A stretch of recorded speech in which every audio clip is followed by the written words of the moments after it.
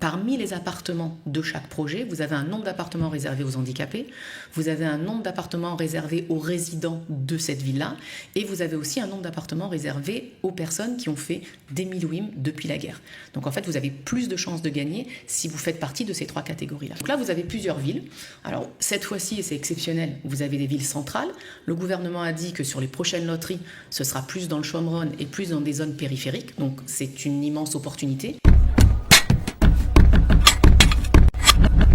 Accéder à la propriété est un rêve de nombreux Israéliens. Eh bien, c'est possible aujourd'hui grâce à un programme que vous connaissez peut-être, qui a changé de nom et qui s'appelle aujourd'hui Dira Be'anacha. Ça veut dire un appartement en réduction ou à prix réduit. Pour en parler, nous avons une pro. Elle s'appelle Judith Kahn, vous la connaissez, elle est docteure en économie, elle est aussi spécialiste des crédits, en tout cas conseillère en crédit immobilier. On est ravis de l'accueillir. Judith Kahn, bonjour et bienvenue. Bonjour Catherine. Alors, Dira Be'anacha, apparemment, c'est une espèce de loterie. On en avait déjà un petit peu parlé, mais là, on va en parler vraiment en détail parce qu'il y a une possibilité d'accéder à la propriété immédiatement. Ça se joue dans cette semaine. Exactement. La loterie est ouverte et elle est ouverte jusqu'au 14 septembre, mais il faut commencer les démarches immédiatement pour pouvoir se positionner et avoir un numéro de participant à cette loterie-là. Alors, c'est quoi exactement obtenir un appartement à la loterie? Ça paraît complètement fou. Alors, l'État d'Israël veut encourager les primo-accédants à avoir accès à la propriété. Et donc, il a fait un contrat avec des promoteurs immobiliers auxquels il donne des terrains à prix réduit. Et en contrepartie, un certain nombre d'éligibles auront le droit à un appartement en dessous du prix du marché.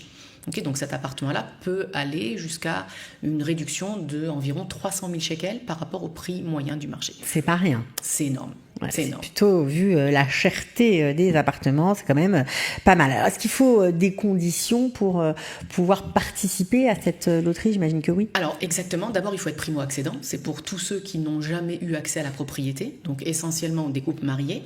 Pour les célibataires, c'est aussi possible, mais au-delà de 35 ans, uniquement sur les appartements qui sont restés sur le lot. Donc, pour cette loterie-là, c'est que les couples mariés ou les familles monoparentales. Donc, les gens divorcés. Les gens divorcés avec des enfants. Okay. Tout ce qui est en fait unité familiale, pas les personnes qui sont seules. N'avoir jamais eu accès à la propriété en Israël et avoir forcément une théoudat zéhout israélienne. Il faut être résident israélien. Il faut avoir la citoyenneté israélienne. Est-ce qu'il y a des appartements qui sont aussi réservés pour les handicapés ou depuis la guerre pour des gens qui ont fait beaucoup de jours de réserve? Alors exactement. En fait, vous devez d'abord répondre à un questionnaire et ce questionnaire-là va vous demander de donner certaines informations démographiques. Parmi les appartements de chaque projet, vous avez un nombre d'appartements réservés aux handicapés, vous avez un nombre d'appartements réservés aux résidents de cette ville-là et vous avez aussi un nombre d'appartements réservés aux personnes qui ont fait des Milouim depuis la guerre. Donc en fait, vous avez plus de chances de gagner si vous faites partie de ces trois catégories-là. Bon, alors on le sait, c'est toujours très compliqué pour les francophones, même s'ils sont un peu hébraïsants, de se dépatouiller dans ce genre de paperasse, de procédure. C'est pas évident. Alors là, on a décidé aujourd'hui, c'est vrai, en préparant l'émission, on s'est dit, on va donner vraiment les sites, on va expliquer clairement comment faire. Comment on se connecte, comment on s'inscrit. On commence par quoi? Alors d'abord, vous rentrez sur le site, vous écrivez sur Google Dira Be'anacha, puisque c'est le nom du nouveau projet, c'était avant Mechir Lamishtaken, c'est le même projet qui s'appelle aujourd'hui Dira Be'anacha. Vous rentrez sur le site Dira Be'anacha et vous allez chercher ce qu'on appelle la Teudat Zakaout, qui est la carte d'éligibilité. Ok, alors je donne l'adresse du site, c'est www.dira.moch.gov.il. Ok, une fois qu'on arrive là, on fait quoi? Alors, vous allez d'abord devoir répondre à un questionnaire pour prouver votre éligibilité. D'accord. Donc là, vous rentrez sur l'une des trois compagnies qui figurent sur le site. Vous pouvez rentrer sur la première, la deuxième, vous avez 1000 grammes, vous avez Anonyme, ça n'a aucune importance. Le coût de participation est de 200 shekels et vous allez avoir un questionnaire d'une dizaine de pages avec toutes sortes de données démographiques auxquelles il faudra répondre. Donc ça, c'est pour avoir la Teudat Zakaout. Ça, c'est pour avoir la carte d'éligibilité. D'accord. Ce qui est très important de comprendre, c'est que le gouvernement ne permet de faire la demande de carte d'éligibilité que jusqu'au 4 septembre, puisque en fait, la loterie se ferme le 14 septembre et qu'ils ne veulent pas être engorgés de demandes. D'accord, donc ça c'est très important. Il faut absolument le faire tout de suite parce que vous allez en 5 à 6 jours ouvrables recevoir en fait votre numéro de participant, ce qui vous permettra avant le 14 septembre de vous positionner sur un appartement de votre choix. Donc ne vous inquiétez pas, c'est pas très compliqué, je mettrai promis tous les liens sous la vidéo. Par contre, il faudra être très rapide parce que le 4 septembre, ce sera clôturé. Donc j'espère que vous serez rapide pour essayer de devenir à votre tour propriétaire. Donc on répond au questionnaire, c'est assez long quand même. Une dizaine de pages pour un hébraïsant, c'est pas très compliqué. Sinon, faites-vous accompagner par C'est quelqu'un obligatoire. qui sait lire l'hébreu. Ouais, C'est parce que obligatoire. sinon, c'est pas possible d'y répondre. Exactement. Mais ce sont des questions essentiellement date de naissance, nom, mail, et puis après sur vos acquis immobiliers. Est-ce que vous avez un terrain? Est-ce que vous avez eu en héritage une partie d'appartement? Parce qu'ils veulent bien vérifier en fait que vous êtes éligible. Ok, bon, alors, est-ce qu'il y a un processus particulier? Est-ce qu'on sait qu'est-ce qu'on gagne? Est-ce qu'on sait quand on s'inscrit, voilà, dans quelle ville? Est-ce qu'on va avoir un 5 pièces, un studio? Comment ça se passe? Alors, c'est un petit peu compliqué. Une fois que vous avez votre numéro d'éligibilité, vous allez rentrer sur la liste des appartements qui sont proposés à la loterie. Ok. Donc là, vous avez plusieurs villes. Alors, cette fois-ci, et c'est exceptionnel, vous avez des villes centrales. Le gouvernement a dit que sur les prochaines loteries, ce sera plus dans le Shomron et plus dans des zones périphériques. Donc, c'est une immense opportunité de pouvoir se positionner sur des appartements à Netanya, à Ra'anana, à Jérusalem. Enfin, on verra, si vous voulez, après toutes les villes qui sont proposées. Mais ce qu'il faut bien comprendre, c'est que pour l'instant, ces projets-là n'ont même pas encore d'autorisation de construire. Donc, quand vous vous positionnez, vous allez choisir un bien sur un projet sur lequel, par exemple, il va y avoir 50 appartements destinés aux éligibles, mais il va falloir attendre 1 an ou 2 ans pour que vous soyez convoqué et que vous puissiez choisir votre appartement. Clairement, quoi. Exactement. Dans le cas où vous avez gagné. Dans le cas où vous avez gagné. Bien Parce que sûr. quand vous gagnez, vous recevez 2 informations. Vous avez gagné sur le projet numéro 2 de Ra'anana et vous êtes le numéro 32 sur une liste de 50 participants. Ce qui veut dire que vous allez être convoqué à la 32e place.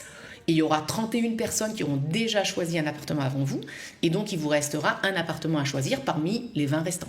Donc, des fois, si vous êtes le 49e, vous pouvez vous dire, est-ce que ça vaut le coup d'attendre 2 ans pour peut-être choisir un appartement qui finalement ne rentrera pas dans mon budget, parce que les appartements qui restent, ce sont souvent les appartements les plus chers, les appartements les plus grands. Oui, alors c'est vrai que cette année, on a dit que c'était des appartements dans les villes, on va dire centrales du pays, mais il y a des villes qui sont quand même moins chères que d'autres, donc en fonction de son budget, on peut espérer pouvoir accéder à la propriété. Donc je vais quand même donner les villes pour vous mettre l'eau à la bouche. Alors il y a Netanya, il y a Ra'anana, Jérusalem, avec 2 projets sur Gilo, Ber Yaakov, il y a 5 projets, Ashkelon, 3 projets, Beersheva, 6 projets, Beth Shemesh, Dimona, Tibériade, il y a même Yavne.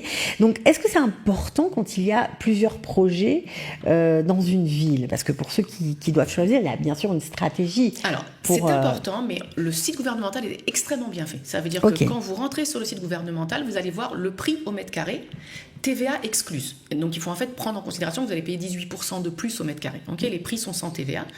Et donc, vous allez pouvoir en fait essayer de budgétiser. C'est-à-dire que si vous voulez un appartement de 100 mètres carrés, ben, vous multipliez par 100 le prix au mètre carré et vous arrivez à une évaluation du coût de l'appartement. Alors, le prix a déjà la diminution, quoi. Dans le prix au mètre carré, c'est déjà moins les 300 000. D'accord. Okay. Donc, en fait, si vous avez un budget d'1 million, si vous avez un budget de 2 millions, ben, vous allez choisir des villes en fonction de ce que vous allez pouvoir financer. C'est-à-dire qu'un appartement de 4 pièces de 100 mètres carrés à Ra'anana, sur cette loterie-là, il sera vendu aux alentours de 2,4 millions. Un appartement à Dimona ou à Tibériade, ce sera 800 000 shekels. Donc en fait, ça permet à des jeunes couples avec peu d'apport personnel de se positionner peut-être sur des appartements qui mettront en location dans une ville comme Tibériade, Dimona, peut-être Yavne. C'est important, c'est-à-dire qu'on peut accéder à la propriété via ce système et on peut ne pas habiter son logement, on peut le louer. Donc ça peut être un investissement super intéressant. La seule interdiction, c'est de le vendre. Okay, on ne peut pas le vendre dans les 5 ans qui suivent la livraison ou dans les 7 ans qui suivent le jour auquel vous avez reçu l'annonce comme quoi vous avez gagné. Donc en fait, vous ne pouvez pas le vendre entre 5 et 7 ans, mais vous pouvez le mettre en location. Donc ça, c'est sympa. Et puis après, on sait qu'en 5 ans, on sait très bien qu'ici... il y a de la plus-value.